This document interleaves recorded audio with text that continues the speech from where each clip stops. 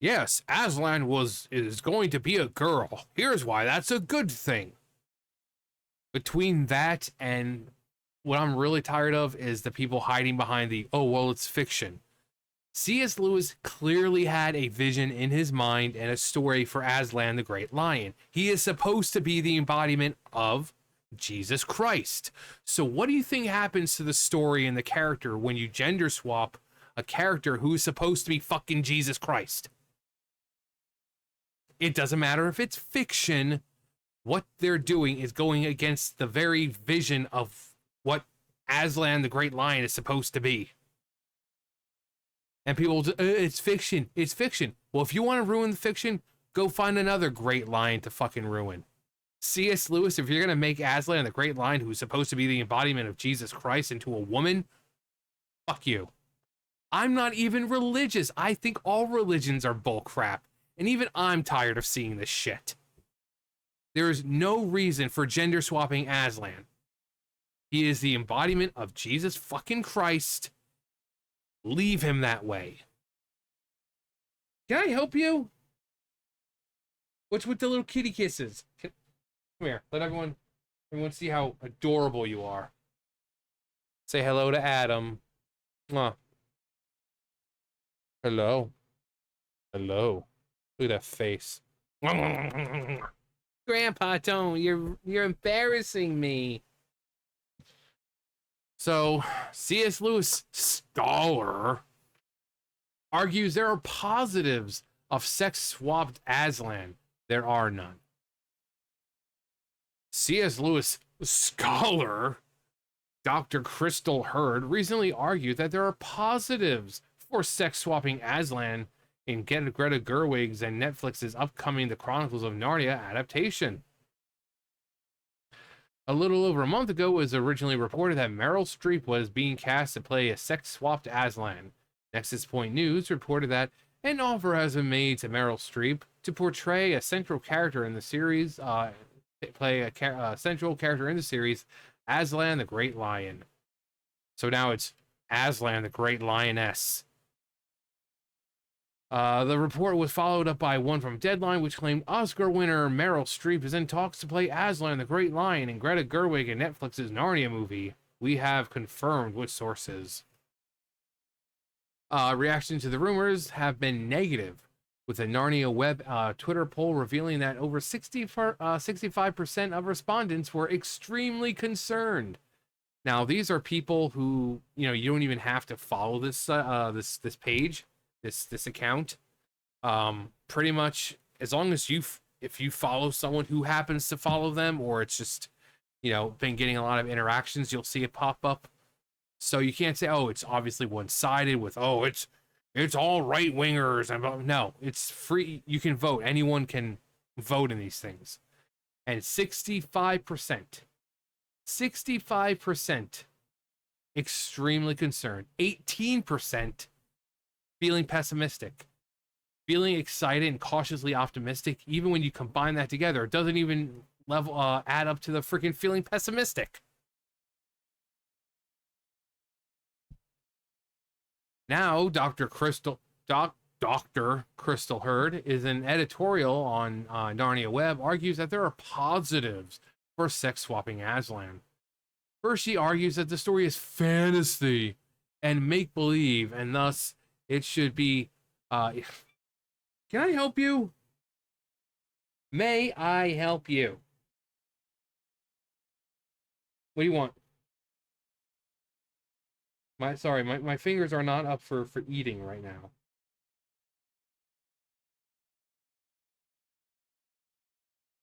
Adam, why don't you lay down or something? Why don't you take a nap? Yeah, this whole thing, like I've said, I cannot stand anymore when they say, oh, it's fiction, it's fiction.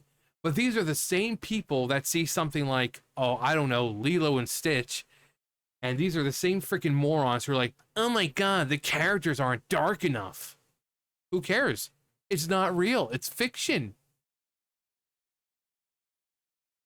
This is a ridiculous argument, given Lewis himself made it abundantly clear in the stories. Adam, can I please, please? What? What? Uh, what? The Christian faith, in On Stories and other essays on literature, Lewis wrote, then of course the man in me began to have his turn. I thought I saw how stories of this kind could uh,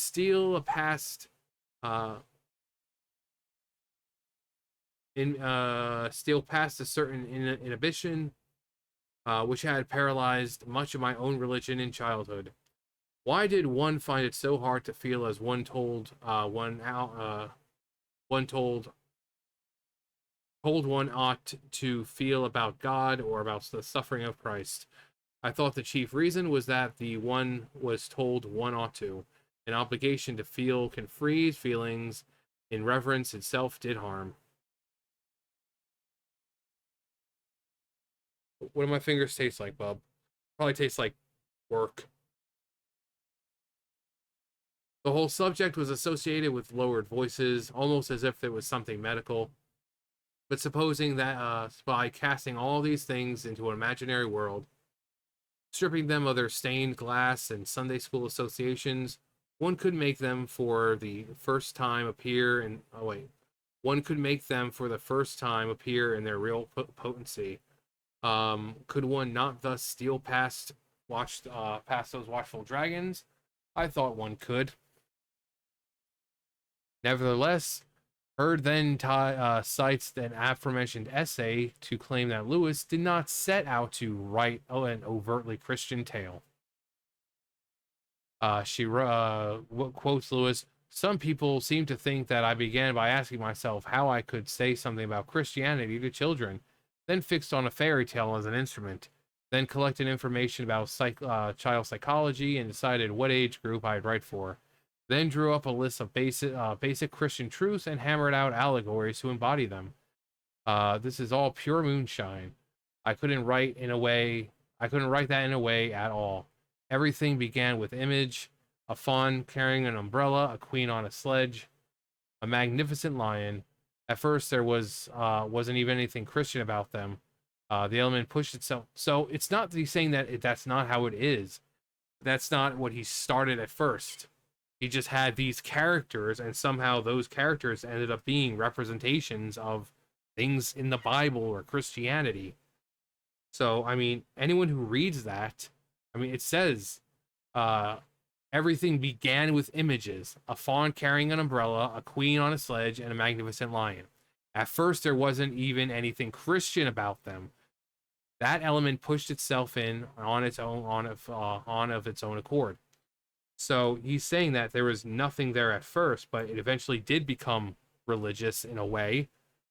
So this woman trying to say, "Oh, that's not how he intended it at all." No, he's on the contrary here. You know, he said he may have had no intention on doing that at first, but that's obviously what he went with, since Aslan, the Great Lion, is an embodiment of Jesus Christ. While the inspiration for the Chronicles of Narnia came to him in images at first, he makes it abundantly clear that he did set out to write a Christian tale. Additionally, in the Voyage of the Dawn Treader, Aslan informs Edmund and Lucy that they will meet him in their world, but he is also known by another name. But there I have another name. You must learn to know me by that name. This was the very reason why you were brought to Narnia, that by knowing me here for a little, you may know me better there. It's clear that Lewis is referring to Jesus Christ. Hurd's claim is objectively not true. He's even wrote in a letter where, you know, to love, he said the kid, actually, he probably has it here. Let me see.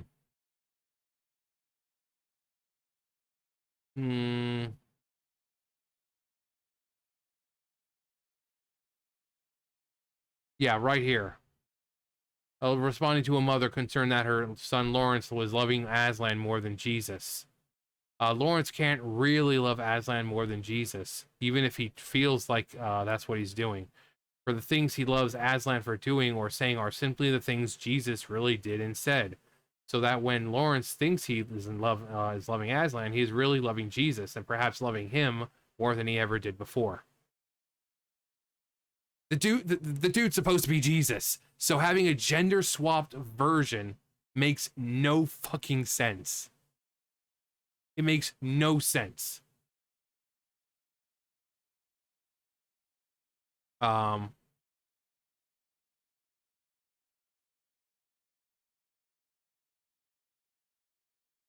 from there, Hurd argues that in the magician's nephew, Aslan exhibits female traits, given he sings Narnia into existence.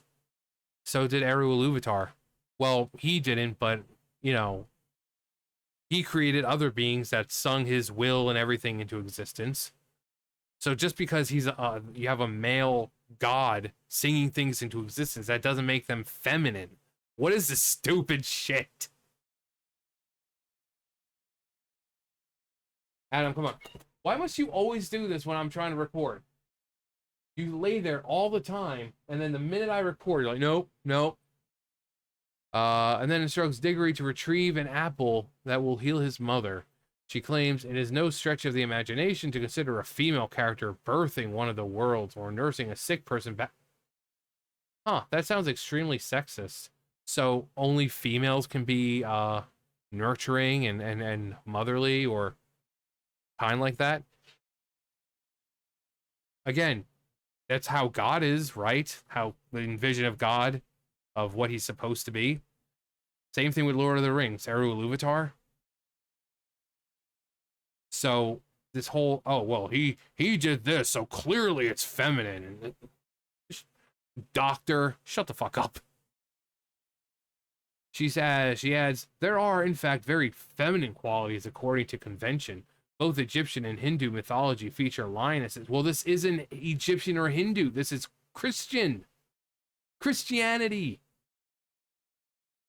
Lionesses are symbols of power, community, and fertility. In ancient mythologies, there is nothing novel or extraordinary.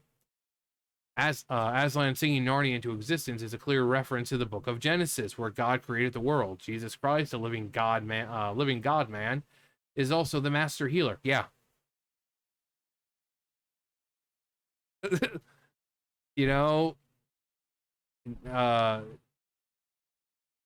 Lazarus, come on, the resurrected man. So the dude's a healer. He brings fucking people back from the dead. He heals them. Not feminine, just showing divine qualities and abilities. Like, I don't know what this fucking woman's talking about. The idea that feminine qualities appear to be complete and utter nonsense used to justify the sex swap and stems from her apparent refusal to acknowledge that the books were created. Yeah. Yeah. Like I said, he is an embodiment of Jesus Christ. So changing the gender makes no sense. Hurd points to feminist DEI ideology as a justification for the race swap. Similarly, contemporary fantasies feature a menagerie of strong, fierce female characters. If you have a woman saying strong, fierce females, just question their credentials right there. Though that's something crap. That's the kind of crap typical liberals say. So we know what she's after. We know what she's going for. She's not an unbiased sort of scholar. No, she's clearly fucking biased here.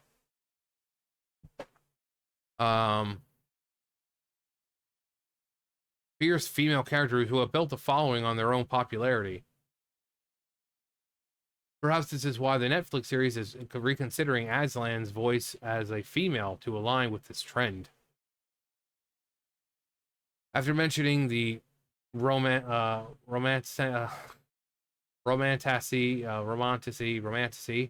genre, she added, now more than ever, women are reading fantasy and hoping for more depictions in the media that they consume. Installing more females in the story could attract more girls and women to watch the series.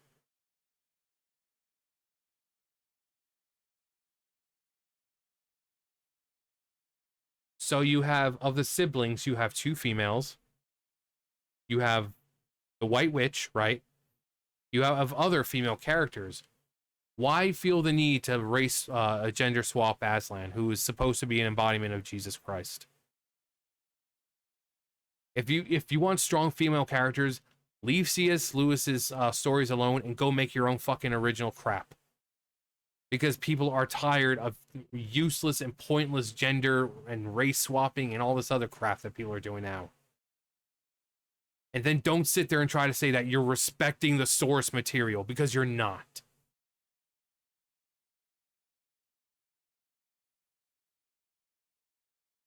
As we've seen Star Wars, Marvel, and other franchises embracing this DEI ideology, has for the most part been led to declines at the box office as well as total number of viewers. Furthermore, feminist ideology is incompatible with Christianity. Dale O'Leary explains the feminist analysis is nonsense. Women aren't going to be better off when there are no families. There is no evidence that that any of this will work. From the beginning, the goals of feminism were clear: destruction of the patriarchy, control of reproduction, including contraception, abortion, and reproductive technologies, destruction of the fatherhead and family with divorce and illegitimacy made normal, all women in the workforce, no man able to support his family, and free 24-hour day card, destruction of all male institutions, total sexual liberation, including that stuff, which I am not going to mention because YouTube is fucking asshole. While there are positives that Hurd lists for sex swapping Aslan, when she discusses the negatives, she discounts the fact that the stories were purposely made. Yeah. Again, Aslan is an embodiment of Jesus Christ. So to gender swap is fucking ridiculous.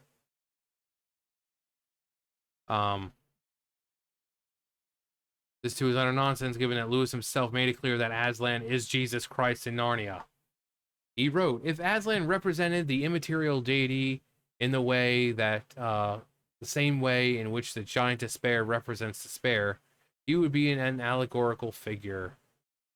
In reality, however, he is an invention giving an imaginary answer to the question, what might Christ be like if there were really a world like Narnia, and he chose to reincarnate and die and rise again in the world as he actually has done in ours?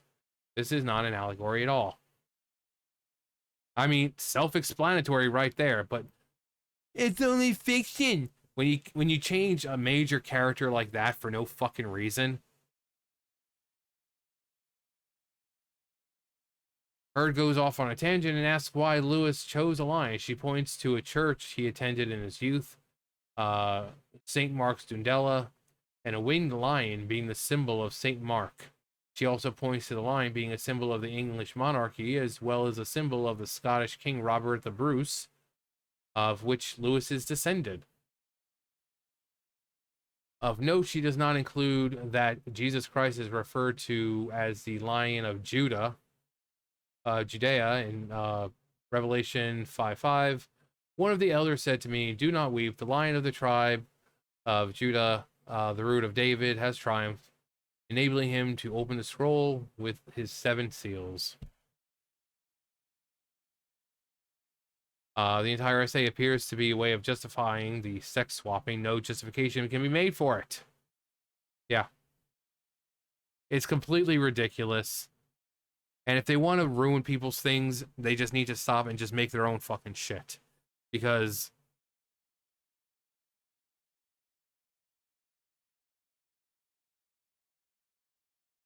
like, people are feeling extremely concerned or feeling pessimistic. Put these two together and they don't even come out to it's like 15%. Like 15.6%. So feeling pessimistic and extremely concerned. No one, once they hear that you're race or gender swapping Aslan, who is supposed to be Jesus Christ, once you find that they're gender swapping them, it's like, what are you doing?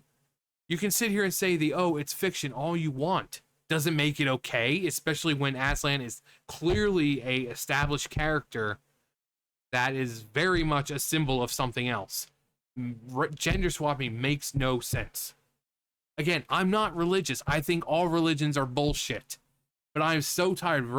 Christianity is the only religion that people can openly mock and shit on.